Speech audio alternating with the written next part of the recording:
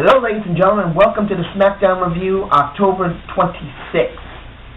Okay, this is the last one before Hell in a Cell. Now, I said in my Impact review, this is going to be a very interesting review how WWE has been doing for their pay-per-views. I said this for Raw. I said this for my Impact review. Right now, comparing Bound for Glory compared to anything the WWE has been doing for the last 6 months, I have to say, even if Bound for Glory wasn't really that great, and we could say that comparing Bound for Glory for the pay-per-views before and the WWE, it was 80 to 85% successful. People liked it, even with the crazy twist with Devon in it. Now the question is, will the WWE be able to at least be competitive with it?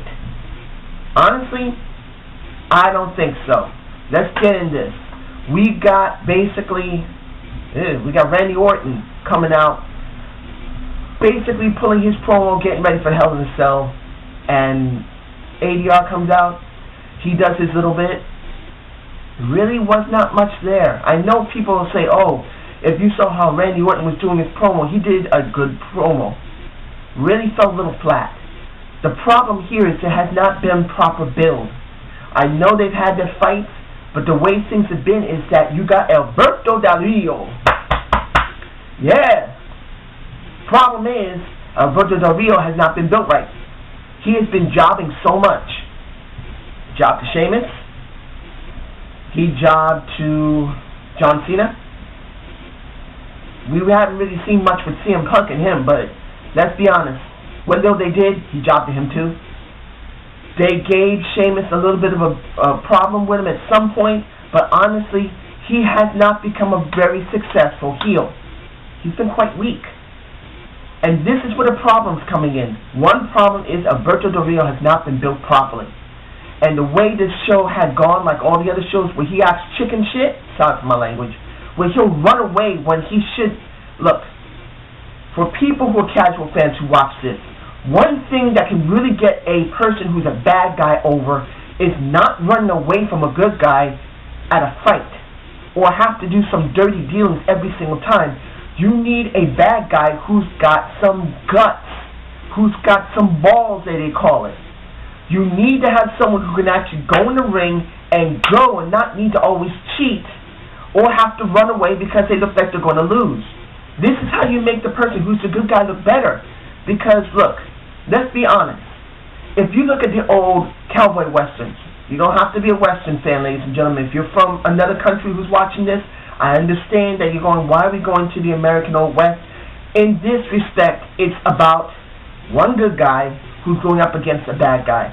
And simply put, to make the good guy look really good to the people who are watching it, if it's about a western or a space movie, or let's say if you're into, like in American soap operas.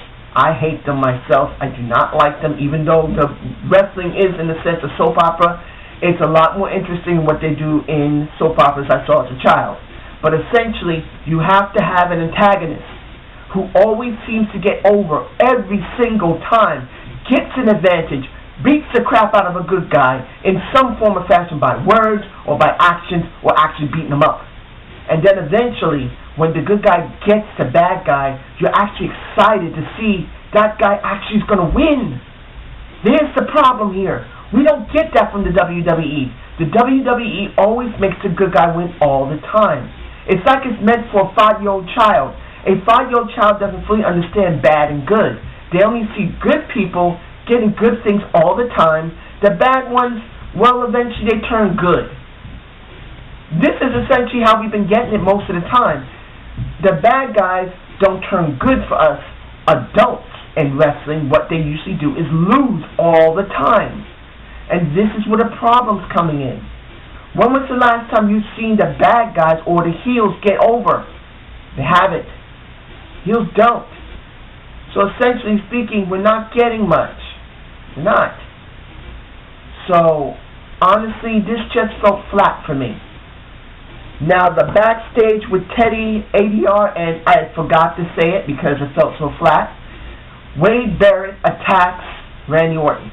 I thought no, they're not going to make Wade and Randy fight. They're not. The backstage after that, they're making Randy and Wade Barrett fight. Wade Barrett had jobbed already 3 times to Sheamus. Technically, he lost twice. Then finally, Sheamus beat him. He lost 3 times, ladies and gentlemen. The first time he lost was because Tensai jumped in the ring and attacked Randy Orton. That's an automatically win for Sheamus. The Big Show pulls down the rope for messing up Sheamus. Automatically, Sheamus wins there too. So Wade Barrett jobs technically there. Then when they had the largest, I don't know why they just called it the largest lumberjack match. They should have just called it a super lumberjack match. Honestly, the lumberjack match, sorry. I did not like this, I'm sorry. That's why I'm botching so bad. Look, the super lumberjack match. Sheamus won, technically. He didn't lose this time, he actually won. Honestly, that wasn't that much. Honestly. So when I saw this, I thought he's going to job. So when the match actually happened, I was surprised that Wade actually won. Of course, he had to have a distraction from ADR, but he won. I can at least say they didn't want him to job so much that the build they've been trying to do with him supposedly as the Barrett Barrage, he would not be so much of a loss. Because look, if you're trying to rebuild someone who's come back after 7 to 8 months after being hurt, you cannot let them lose constantly. Honestly, I've lost some interest in Wade because he had to job 3 times to Sheamus. 3 times. He jobbed to him. Honestly. And then when it came to his matches when he didn't have to job, he had to be really working hard to beat people he should be jobbing to him. Justin Gabriel should have never had to be such a hard fight for him. Really, Justin had nothing to do. Particularly that only when he started with Antonio Pizarro and he was not on the show. Don't get it. Why? But essentially, he shouldn't have had to fight so hard. But like I said, basically Wade wins. ADR comes into the ring, beats up on basically Randy Orton, who basically almost got him there. Honestly, this build is so lackluster between, I don't want to mention the names anymore. Basically, ADR and Randy Orton, there's nothing really there. There's no real interest. There's no gain. There's no loss. It's just flat. So I'm moving on. You got the Miz with Yoshitatsu. Here we go with another one. 2 weeks ago, at least, Michael Misbin, The Miz, had his birthday. I believe he came 32 or 31 years old. This should have been something special for him. But what did they do? Instead of letting him have a Miz TV segment with Larry King, they had a Larry King Now segment with The Miz. It was terrible. Then when it went for Kofi, it was worse. Now Kofi supposedly has he actually did on last week's Wednesday night main event. He won the championship. Was there anything good about it? No. There was no build. It wasn't interesting. Now, last SmackDown, basically you have Miz complaining during that Miz TV. Basically he lost his championship, but he's going to get it back in Hell in a Cell. No interest. There's no build. There was no build on SmackDown for the last couple of weeks to a month. There was no build on Raw last couple of weeks to the month. Wednesday night main event. Almost barely any build at all. And now we're going in Hell in a Cell, and basically Miz, beyond reason, squashes Yoshi. To try and make him more stronger and go up against Kofi. This could have been interesting. Both Kofi and The Miz are good wrestlers. Very charismatic. Kofi should have been in the main event scene many years ago. The Miz was in the main event scene and he's been kicked out of the mid-card. Both of these guys can do a good match. But the match is meaningless if there's barely any build. I almost have no interest in this. And I like The Miz. And I like Kofi. I like them both. But I don't see anything there. Who do I think is going to win? I'll say my my pay-per-view, well, my predictions for Hell in a Cell. But honestly, there's just nothing there. Miz wins. I'm leaving it at that. The backstage with the cluster F of everybody that's involved in the Eve storyline finally came to a head almost. Almost. As I said in my Raw review, that there may be a triple threat because Caitlyn got attacked by Eve and Layla got involved. It actually happened as I predicted. Caitlyn, Eve, and Layla are going to have a match. Mainly because Booker T was now told by Teddy that the jig is up from holla holla at your player, Teddy Long, basically saying simply, we now know you hired Oksana to attack Caitlyn so you can get your shot. So Booker T made the triple threat. What was the tag team match that was eventually announced because they were fighting one another in the office? I can say the crowd was into it. They were into it. In Rhode Island, they were not bored with it. It wasn't a totally bad match. It was somewhat good for me. At least to the point where at least they didn't have many botches and they gave it some time. Not much, but they gave it time. The crowd there really did enjoy it. The one who I believe had the most spotlight was Caitlyn. So I have a feeling that, and I'll say this now and I'll also say it in my Hell in a Cell prediction, Caitlyn looks like she's going to win. So she was prominently featured. But it was Eve and Oksana who won because Layla kicked Caitlyn in the face while Caitlyn was holding Eve. Does this really build something good for Hell in a Cell? No. Honestly, if Caitlyn doesn't win or does win, I don't feel anything interesting there. The only thing I have to say is this. If, and I repeat, if they stop the Eve storyline now, will be ridiculous. This would be stupid because, as I said before, it seems they were trying to show Eve to try and grab some power. Try to get rid of Teddy Long. Try to set up Teddy so he can be kicked out, and Eve and Booker T would be the only one from SmackDown, and eventually Eve would be the one who runs SmackDown. That's the way it looked like it was trying to structure this. But if they end this now and Booker T ends basically Eve's time as his assistant, the entire storyline was meaningless. There was nothing there. So if they ended after this, they made the most stupidest effing mistake you can think of by even starting in the first place. So the next things, I'm going to do them together. You've got basically Cody versus Kane with Damien on commentary with Daniel Bryan. The only thing that was interesting there was not the match. It was a basic match, and we know Cody lost. But it was Damien and his commentary. I felt Damien had very good commentary compared to Daniel Bryan. I'm going to say it. The commentary from Damien and the interaction between Damien and JBL. JBL became the devil's advocate, and he became like a face and then kept switching back and forth between heel and face. I wish also to say that JBL did a great job again this week working on SmackDown. They did a perfect job leaving him there. He is perfect for SmackDown. He's giving them the energy they need to make it interesting for the people at home. And I'm telling you right now, the interaction between JBL and Damien Sandow was good. I think that was the only thing interesting in this entire segment. And then when the reverse came between Daniel Bryan and Damien Sandow with Cody and Kane on commentary, I know Kane said some stuff, but it wasn't that interesting.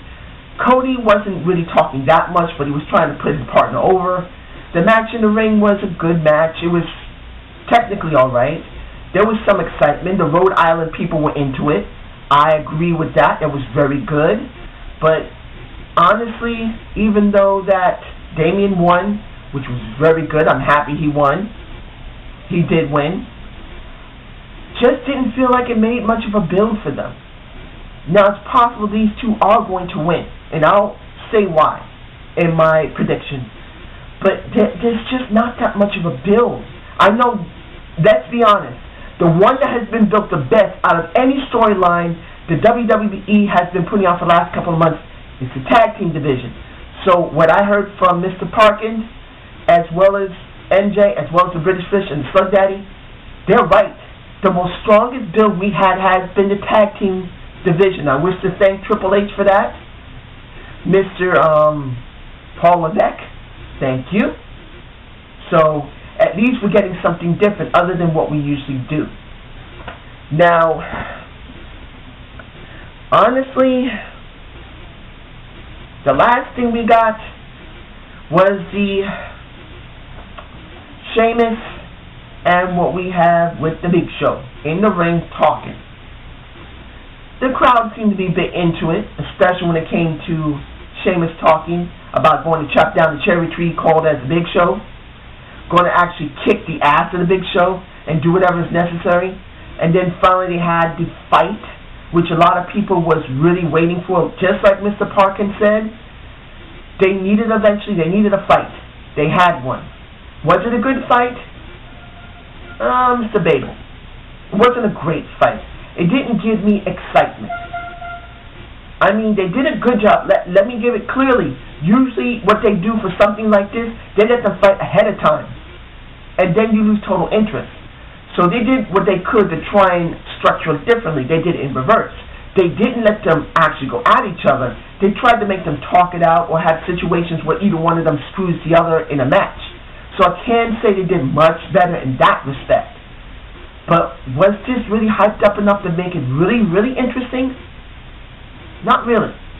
Does not mean it won't be a good match. It doesn't mean that the people are not going to love it when it finally gets done. Both these guys could actually do a good job. Who do I think is going to win? I'll tell you in my next video. My predictions for Hell in a Cell. Now, what do we got here, ladies and gentlemen? Honestly, and let's see if I'm not forgetting anything, because I don't want to forget anything, ladies and gentlemen. Really? Didn't forget anything? C- show. Or C. No. C- show. You know why? The U.S. Championship was not shown. And it's probably going to, if they show it even in the pre-show, that's going to be debatable, because I think John Cena is going to be doing his little bit. So it's possible the U.S. Championship is going to be a dark match. Garbage. That's a strike against the show. The Miz, bad build. Nothing there. That's bad for the show. Eve and the ladies of the Divas division, very weak build. It's all been about Eve. It has not been built around the Divas Championship. You could say that Eve is the Divas Champion, which she is, but does that mean it makes a good build? No. Very weak build. What happened with Wade Barrett was a good thing, but still, it wasn't enough for me, personally. When it came to either match with Damian and Cody, who had to go against Kane and Daniel Bryan, the Kane and Cody match was not that great. The Daniel Bryan and basically Damian Sandow match was better, but it really didn't give enough of a build for me. Maybe one of them was doing it. It could have been the Kane, it could have been the Daniel Bryan, and it could have been the Damian match only.